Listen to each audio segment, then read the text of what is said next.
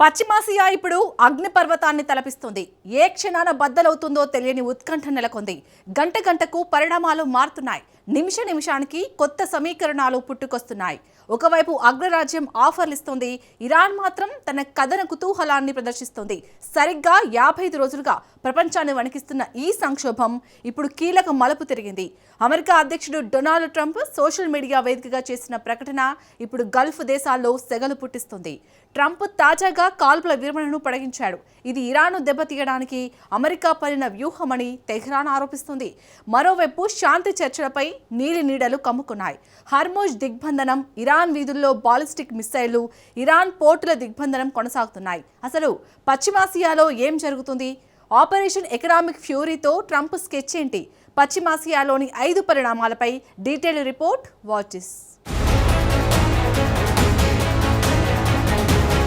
Iran America మళ్లీ యుద్ధానికి దిగుతాయా? ట్రంప్ సీజ్ ఫైర్ పొడిగింపుపై ఇరాన్ ఏమంటుంది? ఆపరేషన్ ఎకనామిక్ ఫ్యూరీ లక్ష్యమేంటి? ప్రపంచాన్ని కలవరపెడుతున్న పశ్చిమాసియా సంక్షోభం 50 రోజులు దాటింది. కేవలం గంటల వ్యవధిలోనే హెడ్లైన్స్ మారిపోతున్నాయి.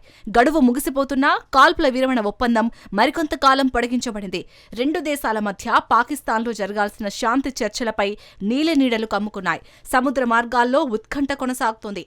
ఇరాన్ తన క్షిపణి పాటావాన్ని ప్రదర్శిస్తుంటే యుద్ధాన్ని ఆపే దౌత్య ప్రయత్నాలు మాత్రం నత్తనడకన సాగుతున్నాయి. ఈ గందరగోళ పరిస్థితుల్లో పశ్చిమాసియాలో ప్రస్తుతం 5 కీలక పరిణామాలు నెలకొన్నాయి. అందులో మొదటిది, ఇరాన్తో కాల్పుల విరమణను డొనాల్డ్ ట్రంప్ పొడిగించాడు. ఫిబ్రవరి 28న మొదలైన ఇరాన్ యుద్ధం భీకరంగా సాగింది. అమెరికా, ఇరాన్ ఏమాత్రం వెనక్కి తగ్గకుండా ఢీ అంటే ఢీ అంటూ బాంబులతో దాడులకు దిగాయి. అయితే సడన్ గా ఏప్రిల్ 8న అమెరికా అధ్యక్షుడు డొనాల్డ్ ట్రంప్ కాల్పుల విరమణ ప్రకటించారు. 15 రోజుల పాటు యుద్ధాన్ని తాత్కాలికంగా ఆపేస్తున్నట్లు తెలిపారు. మరోవైపు దౌత్యపరమైన శాంతి చర్చలకు శ్రీకారం చుట్టారు. దీంతో యుద్ధం ఆగిపోతుందని, హర్మోజ్ జలసంధి తెరుచుకుంటుందని ప్రపంచ దేశాలు సంబరపడ్డాయి. అందుకు కాల్పుల విరమణ, శాంతి చర్చలను స్వాగతించాయి. కానీ శాంతి చర్చల్లో ఎలాంటి ఫలితం లేదు. హర్మోజ్ జలసంధి తెరుచుకోలేదు. కాల్పుల విరమణ ముందు ప్రకటించినట్టు ఏప్రిల్ 22న ముగిసింది. ఈ గడువుకు కొన్ని గంటల ముందే సీజ్ ఫైర్ పై ట్రంప్ కీలక నిర్ణయం తీసుకున్నాడు. కాల్పుల విరమణను పొడిగిస్తున్నట్టు ట్రూత్ సోషల్ వేదికగా అమెరికా అధ్యక్షుడు ప్రకటించాడు. ఇరాన్ ప్రభుత్వం ప్రస్తుతం తీవ్రమైన అంతర్గత విభేదాలతో సతమతమవుతుందన్నాడు. ఈ పరిణామం ఊహించిందేనని ట్రంప్ చెప్పుకొచ్చాడు. పాకిస్తాన్ ఆర్మీ చీఫ్ ఆసిమ్ మునీర్, ప్రధాని షహబాజ్ షరీఫ్ విన్నపం మేరకు ఇరాన్ నాయకత్వం ఒక సమగ్రమైన ప్రతిపాదనతో ముందుకు వచ్చే వరకు ఆ దేశంపై దాడులు నిలిపివేయాలని తాము నిర్ణయించినట్టు ట్రంప్ వెల్లడించాడు. ట్రంప్ ప్రకటనలో ప్రధానంగా 3 అంశాలను ప్రస్తావించాడు. మొదటి అంశం, ఇరాన్ నాయకత్వం మధ్య తీవ్రమైన విభేదాలు.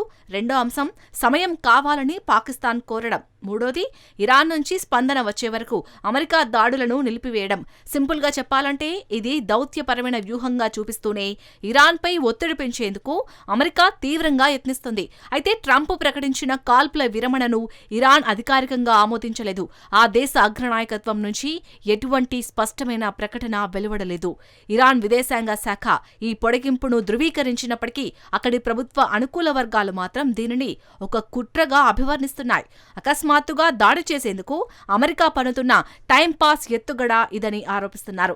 దీన్ని బట్టి చూస్తే కాల్పుల విరమణ గడువు పెరిగింది, కానీ ఇరు దేశాల మధ్య నమ్మకం మాత్రం పెరగలేదని స్పష్టమవుతోంది.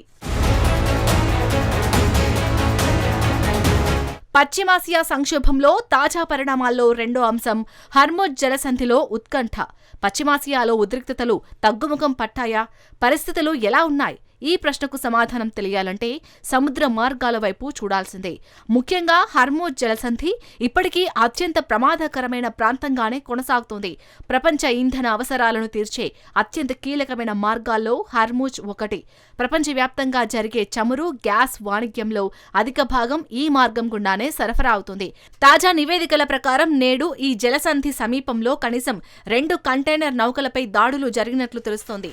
2 నౌకలను స్వాధీనం చేసుకున్నామని, వాటిని తమ ప్రాంతీయ జలాల్లోకి తరలించినట్లు తెహ్రాన్ ప్రకటించింది. సరైన అనుమతులు లేకుండా ఈ నౌకలు ప్రయాణిస్తున్నాయని, అంతర్జాతీయ సముద్ర నిబంధనలను పదే పదే ఉల్లంఘిస్తున్నాయని ఇరాన్ ఆరోపిస్తోంది. అదే సమయంలో ఇరాన్ మీడియా మరో ఘటనను ప్రస్తావించింది.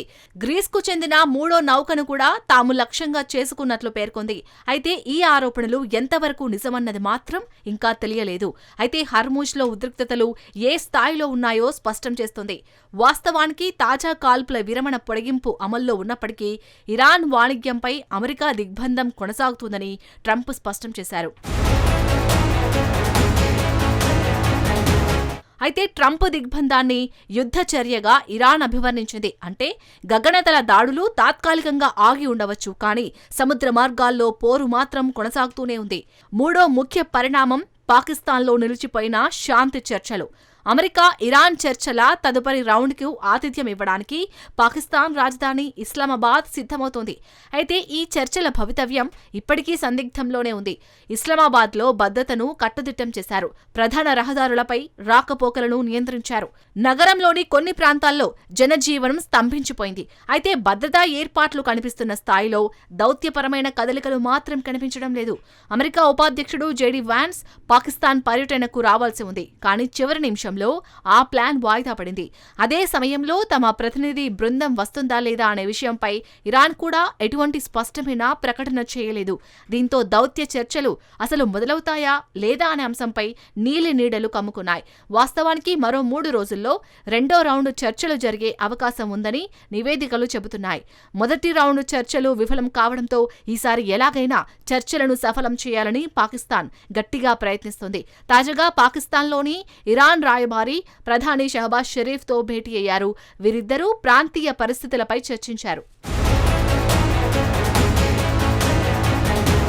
మరోవైపు పాకిస్తాన్ విన్నపాన్ని మన్నించినందుకు ఒకరోజు ముందే ట్రంప్కి షహబాజ్ కృతజ్ఞతలు తెలిపారు. చర్చల దిశగా పాకిస్తాన్ అడుగులు వేస్తున్నప్పటికీ అవి ఎప్పుడు జరుగుతాయనే దానిపై మాత్రం స్పష్టత లేదు. 4వ పరిణామం ఆర్థిక ఆంక్షలు. మరోవైపు ఇరాన్పై ఒత్తిడి పెంచే చర్యలకు వాషింగ్టన్ శ్రీకారం చుట్టింది. అమెరికా తాజాగా కొత్త ఆర్థిక ఆంక్షలను ప్రకటించింది. ఆపరేషన్ ఎకనామిక్ ఫ్యూరీలో భాగంగా 14 మంది వ్యక్తులు, కంపెనీలు, విమానాలపై ఆంక్షలు విధిస్తున్నట్లు వెల్లడించింది. ఇరాన్కు ఆయుధాల సరఫరాలో లేదంటే ఆయుధ విడిభాగాల రవాణాలో ఆయా వ్యక్తులు, కంపెనీలు సహాయం చేస్తున్నట్టు అమెరికా ఆరోపిస్తుంది.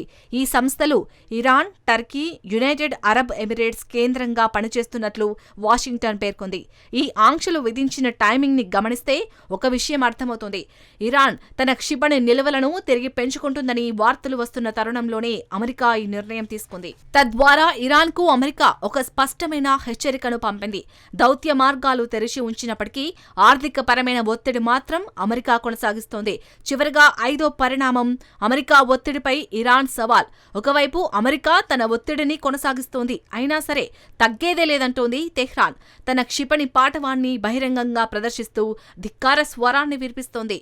తాజాగా ఇరాన్లోని లాంచర్లపై భారీ బాలిస్టిక్ క్షిపణులను తెహ్రాన్ ప్రదర్శించింది. ప్రభుత్వ అనుకూల జనం మధ్యలో ఉంచి ఈ బాలిస్టిక్ క్షిపణులు తరలివెళ్లాయి.